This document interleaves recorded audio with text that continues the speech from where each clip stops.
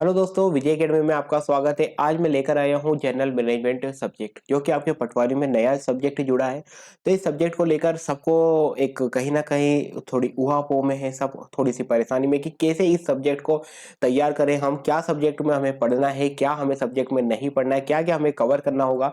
तो बस इन सब समस्याओं का ही हल मैं इस वीडियो में लेकर आया हूँ। हाँ, इसमें हम पीबी ने जो पास्ट एग्जाम में पूछे हैं जनरल मैनेजमेंट के क्वेश्चंस, उन्हें लेकर आया हूँ। इसमें हम पूरे 25 क्वेश्चन ही हैं जो पीईबी ने पूछे थे। तो बस हम उन्हें उन 25 क्वेश्चन को सॉल्व करने वाले हैं। इन 25 क्वेश्चन को सॉल्व करने के बाद आपको देखिए क्या आपको बेनिफिट होगा। इन इस वीडियो को देखने से आपको ये बेनिफिट होगा कि आपको ये पता चल जाएगा कि मुझे क्या तैयारी करना है मैनेजमेंट में, कौन से मुझे टॉपिक कवर करना है, किस लेवल पे जाके मुझे मैनेजमेंट को तैयार करना है।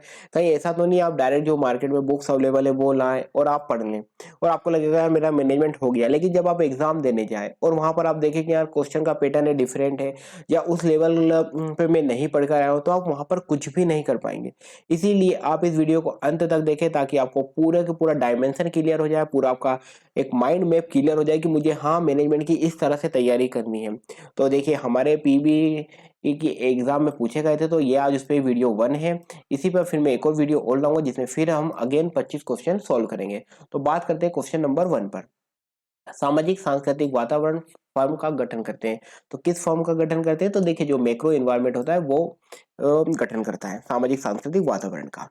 क्वेश्चन 2 पे बात कर लेते हैं। साझा स्वामित्व जोखिम रिटर्न और शासन के द्वारा अभिलक्षित दो या दो से अधिक फर्मों द्वारा एक साथ एक व्यापारिक इकाई का निर्माण करते हैं। क्या होता है? दो या दो से ज्यादा फर्म होती है और वो क्या होता है, उनके द्वारा वो मिलकर कोई भी मतलब व्यापारिक काम करते हैं, ठीक है, मिलकर। तो उसे क्या कहा जाता है? तो उसे जॉइंट वेंचर कहा जाता है। तो यहाँ पर अब आपको इस क्वेश्चन से क्या पता चल रहा है? आपको ये पता होना चाहिए कि मर्जर क्या होता है, इक्विजिशन क्या होता है, टेक ओवर क्या होता है, जॉइंट वेंचर क्या होता है, पब्लिक कंपनी क्या होती है, प्राइवेट कंपनी क्या होती है, चाहे नॉन प्रॉफिट ऑर्गेनाइजेशन क्या होती है। इस तरह की आपको डेफिनेशन है, वो बहुत शॉर्ट मतलब डेफिनेशन है, वो बहुत ईजी वे है ये।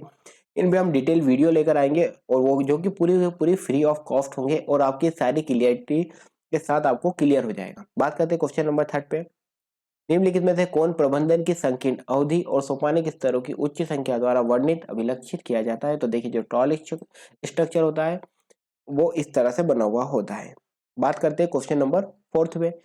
निम्नलिखित में से कौन सा शब्द संगठन के अस्तित्व के कारण को परिभाषित करता है? तो देखिए संगठन का अस्तित्व को अगर कोई डिफाइन करता है तो वो मिशन होता है। तो यहाँ आप जो आपको देखिए ऑर्गेनाइजेशन एक आपको टॉपिक है, साथ ही साथ आपको ये भी पता होना चाहिए कि ऑर्गेनाइजेशन का मिशन क्या होता है, गोल क्या होता है, उसका विजन क्या होता है, उसके ऑब्जेक्टिव क्या होते हैं। ये भी आपको क्लियर होना चाहिए ताकि आप इस तरह के एमसीक्यू को क्या कर पाए, सॉल्व कर पाए। बात करते हैं क्वेश्चन नंबर 5 पे। एक संगठन परिवर्तन की प्रक्रिया के अनुसार इस प्रक्रिया में 3 चरण है। एक तो अनफ्रीजिंग है, एक लर्निंग है। तो ये इनका पूछना है कि जो तीसरा चरण है संगठन के परिवर्तन की प्रक्रिया में वो क्या है? तो रिफ्रीजिंग है। ठीक है, तो एक होता है अनफ्रीजिंग, लर्निंग और रिफ्रीजिंग। बात करते हैं क्वेश्चन नंबर 6 पे। हर्ज वर्ग के दो कारक सिद्धांत। देखिए अब आपको हर्ज वर्ग का तो सिद्धांत पढ़ना ही पड़ना है, साथ ही साथ आपको हेनरी फेयोल और पीटर एफ डगर इनके सिद्धांतों को भी पढ़ना पड़ेगा, क्योंकि देखिए सिद्धांतों पे क्वेश्चन आया है। तो यहाँ हम जो वीडियो बनाएंगे उसमें बकायदा आपको इनके सिद्धांत भी वेरी शॉर्ट और सिंपल वे में आपको समझा देंगे, और जो कि पूरी तरह फ्री होगा। हर्ज वर्ग के दो कारक सिद्धांत के अनुसार कार्य पर्यावरण में कौन से कारक प्रेरणा को नहीं बढ़ाते लेकिन इनकी अनुपस्थिति से असंतोष बढ़ जाता है? ये बोल रहे हैं कि देखिए जो आपका वर्क प्लेस होता है या वर्क एनवायरनमेंट होता है वहां पर ये मोटिवेट तो नहीं करते आपको, लेकिन अगर ये ना हो तो आपको क्या हो जाता है, आपका असंतोष बढ़ जाता है। तो देखिए ये हाइजीन फैक्टर ऐसी स्थिति में काम करता है, मतलब साफ सफाई। सम वितरण के लिए आसानी से उपलब्ध फंड को किस नाम से जाना जाता है या इस प्रकार जाना जाता है? तो देखिए आपको मतलब बांटना है, फंड बांटना है, तो वो क्या होता है, तो केस ही बांट सकते हो आप। तो ये इसका उत्तर हो जाएगा केस। मूर्त सामान जो विभिन्न उपयोगों तक चलते रहे और दीर्घ काल तक इस्तेमाल किए जाते हैं तो उन्हें ड्यूरेबल गुड्स क्या कहा जाता है? तो अब यहाँ पर आपको पता होना चाहिए ड्यूरेबल गुड्स क्या हो जाते हैं, नॉन ड्यूरेबल गुड्स क्या हो जाते हैं, ये आपको पता होना चाहिए। तो मतलब देखिए आपको मैनेजमेंट तो पढ़ना है, लेकिन साथ ही साथ आपको कुछ टर्मिनोलॉजी या हम यूँ बोल सकते हैं कुछ ऐसी महत्वपूर्ण परिभाषा है जो भी आपको पता होनी चाहिए। तो यहाँ हम बकायदा उन पर भी वीडियो लाएंगे, जैसे चाहे वो केंद्रीकरण हो या विकेंद्रीकरण हो या आदेश की एकता का सिद्धांत हो आपका। तो ये सब हम आपको बहुत ही शॉर्ट और क्रिस्प वे में आपका ये पूरा सब्जेक्ट तैयार करा देंगे। बात करते हैं क्वेश्चन नंबर 9 पे। वे माल जो प्रत्यक्ष उपभोग के लिए माल का उत्पादन करके अप्रत्यक्ष रूप से उपभोक्ताओं की इच्छाओं को संतुष्ट करते हैं, वे जाने जाते हैं। तो देखिए वो कौन से प्रोड्यूसर गुड्स होते हैं, उत्पादक माल होते हैं। सहयोग, परिहार, आवाज, प्रतिस्पर्धा इत्यादि एक संगठनात्मक प्रबंध में निम्नलिखित में से कौन सा प्रकार है? तो देखिए ये कॉन्फ्लिक्ट मैनेजमेंट है। बात करते हैं क्वेश्चन नंबर 11 पे। अब जैसे बीसीजी मैट्रिक्स में उत्पादों के पोर्टफोलियो को मार्केट शेयर और रिक्त स्थान के आधार पर 4 श्रेणियों में विभाजित किया जाता है। तो देखिए इन्हें जो बीसीजी मैट्रिक्स है ये आपको पता होना चाहिए। तो जब हम डिटेल वीडियो बनाएंगे तो वहाँ बाकायदा इस पे बात करेंगे बीसीजी मैट्रिक्स पर। तो ये मार्केट ग्रोथ रेट, बाजार वृद्धि दर। बात करते हैं क्वेश्चन नंबर 12 पे। आयु, लिंग, आय और धर्म के आधार पर जब बाजार को क्या कर देते हैं, वर्गीकृत कर देते हैं, विभाजित कर देते हैं, तो उसे क्या कहा जाता है?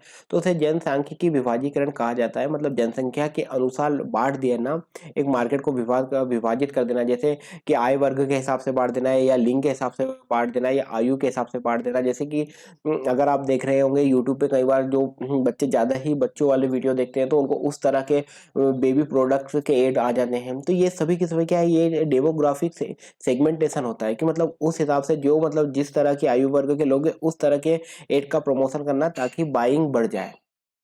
बात कर लेते हैं क्वेश्चन नंबर 13 पे। अपने व्यक्तित्व, लक्षणों, जीवन शैली, मूल्यों के आधार पर बाजार में ग्राहकों का विभाजन क्या कहलाता है? तो ये मनोवृत्ति परक विभाजन कहलाता है। क्वेश्चन 14 पे बात करते हैं। कर्मचारियों, ग्राहकों और जनता जैसे हितधारकों के जीवन की गुणवत्ता में सुधार करते हुए आर्थिक विकास में योगदान देने और नैतिक रूप से व्यवहार करने के लिए व्यवसाय की निरंतर प्रतिबद्धता क्या कहलाती है? तो ये सीएसआर कहलाती है, कॉर्पोरेट सोशल रिस्पॉन्सिबिलिटी कहते हैं, जिसे कंपनी अधिनियम 2013 में जोड़ा गया है। तो ये हमारा ऑलरेडी हमने इस वीडियो पहले पढ़ाया था इसे, जब हम वर्ग एक की क्लासेस पढ़ा रहे थे कॉमर्स की। तो ये आपको वीडियो हमारे चैनल पे अवेलेबल है, काफी डिटेल में हमने इसे समझाया है। बात करते हैं क्वेश्चन 15 पे। बैलेंस शीट पर रिपोर्ट की गई कुल साझा शेयर धारकों की इक्विटी को क्या कहा जाता है? तो उसे बुक वैल्यू कहा जाता है। तो देखिए ये एक कहीं ना कहीं मैनेजमेंट के साथ ही अकाउंटिंग का भी क्वेश्चन है, कि आपको ये पता हो कि बैलेंस शीट क्या होती है, प्रॉफिट एंड लॉस अकाउंट क्या होते हैं, थोड़ी सी आपको बुक वैल्यू क्या होती है, फेस वैल्यू क्या होती है, ये सब आपको पता होगी। तो ये भी हम इसे मतलब मैंने जो आपको एक बात कही, ये एक हम डेफिनेशन वाला एक पोर्शन लेकर आएंगे, जो या तो हम शॉर्ट वीडियो में लेकर आ जाएंगे कि 2 या 3 और उसके अंदर पॉइंट को कवर कर लेंगे और आपको वो समझा देंगे, ताकि आपके ये जो इस तरह के क्वेश्चन है ये भी आपके क्या होंगे, सही हो जाएंगे। वह अनुपात जो मौद्रिक वर्तमान संपत्ति की के वर्तमान देयताओं के साथ संबंध में केंद्रित होता है, वो क्या होता है? तो देखिए एसिड टेस्ट रेशो होता है। तो अब यहाँ पर आपको देखिए जो भी इंपॉर्टेंट रेशो होंगे वो भी हम आपको कवर करा देंगे। अगेन मैं आपसे एक बात कहूँ, ये जो दोनों क्वेश्चन पूछे गए हैं, क्वेश्चन नंबर 15 की बात कर ले या क्वेश्चन नंबर 16 की बात कर ले, ये अकाउंटिंग बेस्ड क्वेश्चन पूछे गए हैं। मतलब कॉमर्स ये मैनेजमेंट के साथ अकाउंट का भी पोर्शन लिंक हुआ है थोड़ा सा। तो वो भी आपको मतलब थोड़ा जो इम्पोर्टेंट है, ऐसे तो आप अकाउंट पढ़ने जाएंगे तो काफी बड़ा हो जाएगा। तो जो इम्पोर्टेंट सेगमेंट है, जो कि पेपर की डिमांड के अनुसार पूछा गया, वो भी हम आपके लिए वीडियो उस पर लेकर आएंगे। सेवाएँ और माल, गुड्स के बीच बुनियादी अंतर यह है कि माल के विपरीत सेवाएँ। अब ये पूछ रहा है देखिए, एक तो सेवाएँ होती है और एक माल होती है, तो इनमें अंतर क्या है?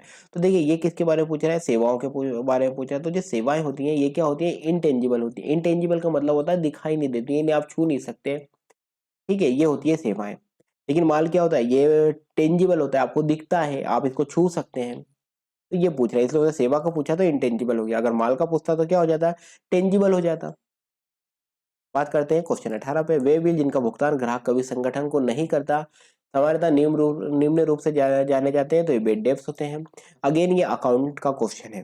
तो आपको हम जो भी हम मतलब इन बातों को इन्हें देख रहे हैं क्वेश्चन के अकॉर्डिंग, तो हम इंपॉर्टेंट टॉपिक आपको फ्री ऑफ कॉस्ट कवर करा देंगे। अगर आप चैनल पे नए हो तो आप हमें इस चैनल को सब्सक्राइब करें, और साथ ही साथ हमारे इस चैनल को सब्सक्राइब करने के साथ वीडियो आपको अगर अच्छा लगे तो लाइक जरूर करें। और आपको कोई भी डाउट हो तो आप हमें व्हाट्सअप कर सकते हैं इस नंबर पे, हमारे 8962429653 पे। चलिए बात करते हैं क्वेश्चन नंबर 19 पे। एक संगठन में वह डिग्री जिसमें डिसीजन मेकिंग को एकल बिंदु तक केंद्रित किया जाता है, उसे क्या कहा जाता है? उसे केंद्रीकरण कहा जाता है। तो देखिए केंद्रीकरण क्या होता है, विकेंद्रीकरण क्या होता है, इस पे भी हम वीडियो आपको लेकर आएंगे, और बहुत ही सिंपल टॉपिक है ये, आपको एक बार में ही समझ में आ जाएगा। बैलेंस शीट पर विभिन्न मदों के लिए व्यवस्थित किए गए खातों या लेखों को किस नाम से जाना जाता है? तो देखिए इन्हें परमानेंट अकाउंट के नाम से जाना जाता है। बात कर लेते हैं अगेन, ये अकाउंट का क्वेश्चन है। कर्मचारी के प्रदर्शन को मापने और उसके तदनुसार उसे पुरस्कृत करने की प्रक्रिया को क्या कहा जाता है? तो ये निष्पादन मूल्यांकन होता है, परफॉर्मेंस अप्रेजल होता है। तो ये थ्योरी क्या है परफॉर्मेंस अप्रेजल की, इसके क्या मतलब तकनीकें होती है, वो भी हम आपको डिटेल वीडियो में कवर कराएंगे। बात करते हैं क्वेश्चन नंबर 22 पर। रिक्त स्थान मदों की वह लागत जो मात्रा के साथ आनुपातिक और प्रत्यक्ष रूप से कुल राशि में भिन्न होती है, उसे क्या कहा जाता है? तो उसे परिवर्तनशील लागत कहा जाता है। तो अब आपको यहाँ पे स्थायी लागत क्या होती है, परिवर्तनशील लागत क्या होती है, साथ ही साथ संक कॉस्ट क्या होती है, ये सब अकाउंट की टर्मिनोलॉजी है। मैं आपको बहुत क्लियर बता दूं कि ये सब की सब अकाउंट की टर्मिनोलॉजी है, और आपको ये जानकर जाना है तो आप इन क्वेश्चन को बड़ी ही आसानी से बना लेंगे। वह बाजार संरचना जिसमें एक ही फर्म, यहाँ पे ध्यान दीजिए क्या लिखा, एक ही फर्म द्वारा पूरे बाजार में एक वस्तु की आपूर्ति की जाती है, तो उसे किस नाम से जाना जाता है? या निम्न रूप से जाना जाता है, तो मोनोपोली हो जाती है। तो आपको यहाँ पता होना चाहिए एकाधिकार क्या होता है, या आपको पता होना चाहिए। ठीक है, तो ये जो आपको पूरी जो एलपीजी एक पॉलिसी होती है, वो भी हम उस पे भी वीडियो बना देंगे। और अभी भी हमारे चैनल्स पे ये वीडियो अवेलेबल है, मिल जाएगा आपको, अगर आप सर्च करेंगे ना, ये चाहे ये वेरिएबल कॉस्ट क्या होती है, फिक्स कॉस्ट क्या होती है, अवेलेबल है वीडियो। साथ ही आपका मोनोपोली हो जाता है, ये सब वीडियो अवेलेबल है।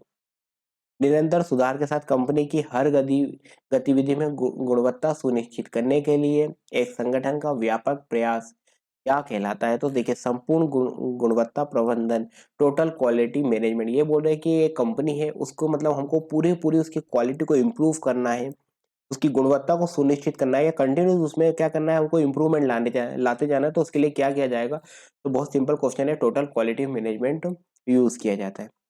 चलिए लास्ट क्वेश्चन है 25वां। देखिए अप्रेंटिस, अंडर स्टडी आदि जैसी प्रशिक्षण विधियां जो कर्मचारियों को काम करते समय सीखने का अवसर देती है, परंतु कार्यस्थल को भी बाधित करती है, तो उन्हें क्या कहा जाता है? तो उन्हें ऑन द जॉब ट्रेनिंग कहा जाता है। मतलब आपको क्या हो रहा है, आपको अंडर स्टडी में रखा गया, अप्रेंटिस में रखा गया है, या आपको काम करते करते ही आपको कार्यस्थल मतलब सीखने का अवसर दिया जा रहा है, तो ये आपको कहीं ना कहीं कार्यस्थल पर मतलब एक परेशानी भी क्रिएट करती है, तो उसे आपको डिस्टर्ब भी करती है, तो उसे क्या कहते हैं? तो उसे ऑन द जॉब ट्रेनिंग बोलते हैं। मतलब आप जॉब पे रहते हुए ही आपको ट्रेनिंग दी जाती है, तो उसे ऑन द जॉब ट्रेनिंग कहते हैं। तो आपको ये वीडियो कैसा लगा जरूर कमेंट करें, और आप अब हमें कमेंट करके बताएं। फिर भी अगर कोई भी आपको डाउट हो तो आप हमें पूछ सकते हैं। और अगर आप चैनल पे नए हो तो विजय एकेडमी चैनल को जरूर सब्सक्राइब करो। इससे पहले अगर आपने मैनेजमेंट का क्लास 2 और क्लास 1 भी अगर नहीं देखी हो तो आप इन्हें देखिए। इससे आप समझ जाएंगे किस लेवल के क्वेश्चन हम कवर कर रहे हैं, और हम बहुत ही जल्द आपके लिए डिटेल और सिस्टमेटिक क्लासेस भी लाने वाले हैं। तो चलिए बस आज के इस वीडियो में इतना ही था। विजय एकेडमी के साथ बने रहने के लिए धन्यवाद।